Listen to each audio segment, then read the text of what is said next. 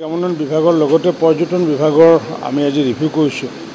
যেহেতু পৰ্যটন বিভাগৰ যিটো শিলিগুড়িত কাৰ্যালয় আছে, শিলিগুড়ি কাৰ্যালয়টো যেহেতু এতিয়া মই ভাবোঁ যে আমাৰ বিশেষ কামত নাহে, কাৰণ কিয় যিহেতু তাত যিহেতু পশ্চিমবংগত আছে আৰু অসম টুৰিজমৰ কাৰণে তাত বিশেষ কামত হোৱা দেখা নাই। আমি সেইকাৰণে সেই কাৰ্যালয়টো বঙাইগাঁৱলৈ আমি স্থানান্তৰ কৰাৰ কথা ভাবিছোঁ। যিহেতু বঙাইগাঁৱত আমি দেখিছোঁ যে নাগকাটি হিলৰ যিটো ডেষ্টিনেশ্যন, সেই ডেষ্টিনেশ্যনটো অন্য এখন দেশৰ এটা ঠাইৰ লগত বহু মিলে। তাৰ ফটোবোৰ চালে সেই আমেৰিকাৰ সেই ডেষ্টিনেশ্যনটো আৰু নাগকাটি হিলৰ ডেষ্টিনেশ্যনটোৰ লগত বহুত মিল আছে। গতিকে আমি সেইকাৰণে আগন্তুক দিনত এই ডেষ্টিনেশ্যনটোক আমি প্ৰমোট কৰাৰ কাৰণে আমি চেষ্টা চলাম।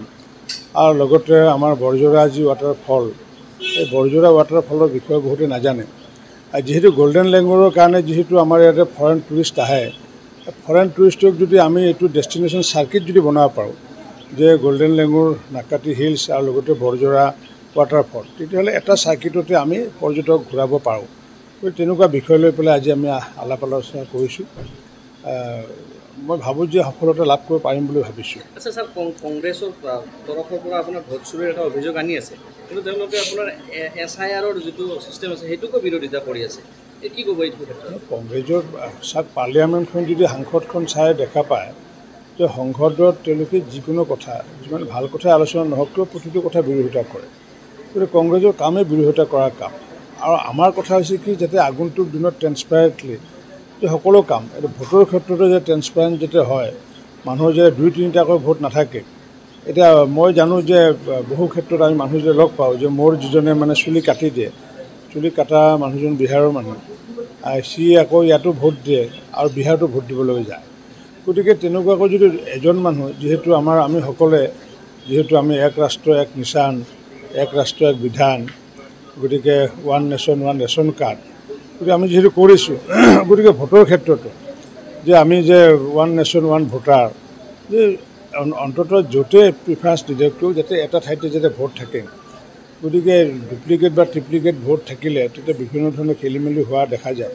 যাৰ কাৰণে এইটো এটা সিদ্ধান্ত লৈছে, ইলেকশ্যন কমিশ্যনে সিদ্ধান্ত লৈছে। আৰু মই ভাবোঁ যে এইটোৰ কাৰণে আগন্তুক দিনত বহু সকাহ পাব, বহু ৰেভিনিউ আমাৰ ৰৈ যাবগৈ। গতিকে এই ভাল কাম এটাতো অপোজ কৰিব কংগ্ৰেছে, যিকোনো ভাল কামকে অপোজ কৰাটো নীতি। আচ্ছা, BTC আপোনাৰ অৰূপ কুমাৰ দে, তেখেতে আপোনাৰ এখন সভাত কৈছে যে এটা দুটা ভোট নাপালে বিজেপিৰ একো ক্ষতি নহয়, আৰু এই যিটো মন্তব্য আছে তেওঁ অশ্লীল শব্দ ব্যৱহাৰ কৰিছে। এই মন্তব্যৰ পিছত কিন্তু আপোনাৰ জাঙুৰ খাই উঠিছে ছ'চিয়েল মিডিয়াত। কি ক'ব? মই এইটো দেখা নাই, সেইটো দেখিলেহে মই ক'ব পাৰিম। অগপ আৰু বিজেপিৰ আপোনাৰ আভ্যন্তৰীণ যিটো পৰিৱেশ আছে, সেই পৰিৱেশটো এতিয়া বৰ্তমান সময়ছোৱাত ভাল দেখিবলৈ পোৱা নাই। বিশেষকৈ বঙাইগাঁও জিলাত আমি দেখিছোঁ পঞ্চায়ত গঠনত আপোনাৰ অগপ বিজেপিৰ মিত্ৰতা নহ'ল, বিজেপিয়ে আপোনাৰ পঞ্চায়ত গঠনত আপোনাৰ নাহিলে। আপোনাৰ সমষ্টিটো আমি দেখিছিলোঁ যে এবাৰ আপোনাৰ অগপ আৰু বিজেপিৰ ডেট দিয়াৰ পিছতে আপোনাৰ পঞ্চায়ত গঠন হ'ল। গোটেই প্ৰক্ৰিয়াটো আপোনাৰ কি ক'ব? প্ৰক্ৰিয়াটো একো নাই। তাৰমানে হৈছে কি, ইয়াতে যিহেতু যদি খোলাকৈ কওঁ, ইয়াতে যিহেতু অসম গণ পৰিষদ আৰু বিজেপিয়ে একেলগে গঠন কৰাৰ কথা আছিল, কিন্তু প্ৰাক মুহূৰ্তত ইয়াতে স্থানীয়ভাৱে কোনো ধৰণৰ আলাপ আলোচনা নোহোৱাৰ বাবে, যিহেতু এইপিনে ৰাজ্যিক নেতৃবৃন্দই হওক বা কেন্দ্ৰীয় নেতৃবৃন্দৰ পৰা একো সিদ্ধান্ত অহা নাছিলে, যাৰ ফলস্বৰূপে অসম গণ পৰিষদ দলে সেইদিনাখন অকলশৰে তেওঁলোকে যিগৰাকী প্ৰেচিডেণ্ট আছিলে, প্ৰেচিডেণ্টক প্ৰস্তাৱো কৰিছে, সমৰ্থনো কৰিছে। আৰু সেইখিনি সময়ত ভাৰতীয় জনতা পাৰ্টীৰ কেইজন নাছিলে। আৰু যিহেতু ভাৰতীয় জনতা পাৰ্টীৰ যিহেতু এগৰাকী ভাইচ চেয়াৰমেনে পাব, মাননীয় মুখ্যমন্ত্ৰী ডাঙৰীয়াই আগতে কৈছিলে। আৰু অগপৰ যিহেতু অকলে যিহেতু গঠন কৰিব পাৰিব, আৰু তেওঁলোকক যিহেতু ভোটটো তেওঁলোকক প্ৰয়োজন, তেওঁলোকে নিমন্ত্ৰণো দিয়া নাছিলে। আৰু এওঁলোকে ভাবি আছে যিহেতু ভোটৰ তেওঁলোকৰ যথেষ্ট সংখ্যক ভোটটো আছে, তেওঁলোকৰ অকলশৰে পাৰিব বুলি ভাবি পেলাই হয়তো নিমন্ত্ৰণ দিয়া নাছিলে। মই সেইটো নাজানো ভিতৰৰ কথাটো। কিন্তু যিহেতু অসম গণ পৰিষদৰ চেয়াৰমেন হৈছে মৃদুলা সিংহ, আৰু যিহেতু ভাইচ চেয়াৰমেনগৰাকী যিহেতু একমাত্ৰ SC বঙাইগাঁও জিলা, আৰু সেইটো বিজেপিৰে, গতিকে সেইটো 19 তাৰিখে তেওঁ শপত গ্ৰহণ কৰিব। ইয়াৰ মাজত আমাৰ তেনেকুৱা ধৰণৰ কোনো সংঘাত হোৱা নাই।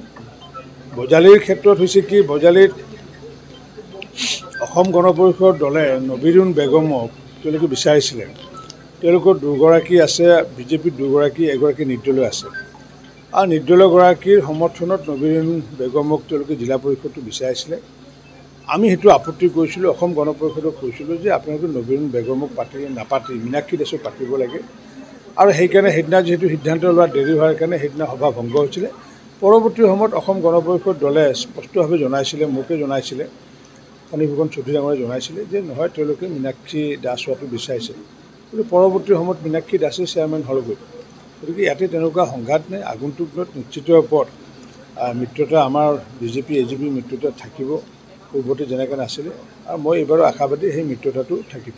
আচ্ছা, BTCত আপোনালোকে কৈ আছে 18খন আসন পাব। 18খন আসন পালেও কিন্তু BTC গঠন বিজেপিয়ে কৰিব নোৱাৰে। তেতিয়াহ'লে আপোনালোকৰ মিত্ৰদল কোন হ'ব, BPF নে UPPF? সেই বিষয়ে আমি কোনো সিদ্ধান্ত লোৱা নাই। সেই বিষয়ে এতিয়া আগন্তুক দিনত কোনে বেছিকৈ পায়, কোনে পায় আপুনিও নাজানে, ময়ো নাজানো।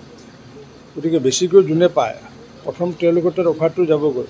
মানে ছেকেণ্ড যিটো দলে বেছি পাব আপোনালোকৰ লজিকেলি সেইটো হয় যে তাৰপিছত যদি ৰাষ্ট্ৰীয় সমিতি, ৰাজ্যিক সমিতিয়ে যদি কয় যে নহয়, যে দ্বিতীয় হাইষ্ট মানে যাৰ আছে তাৰ লগত আলোচনা কৰিব লাগে। ৰাষ্ট্ৰীয় সমিতিৰ লগতে মাননীয় মুখ্যমন্ত্ৰী ডাঙৰীয়া, ৰাজ্যিক সভাপতি ডাঙৰীয়াই আলোচনা কৰি পেলাই যিটো সিদ্ধান্ত দিয়ে, কিন্তু প্ৰথম পচন্দটো যাৰ ভোটটো বেছি থাকিব আৰু সেইটো নেচাৰেল, লজিকেল। BPF লগতো মিত্ৰতা হ'ব পাৰে।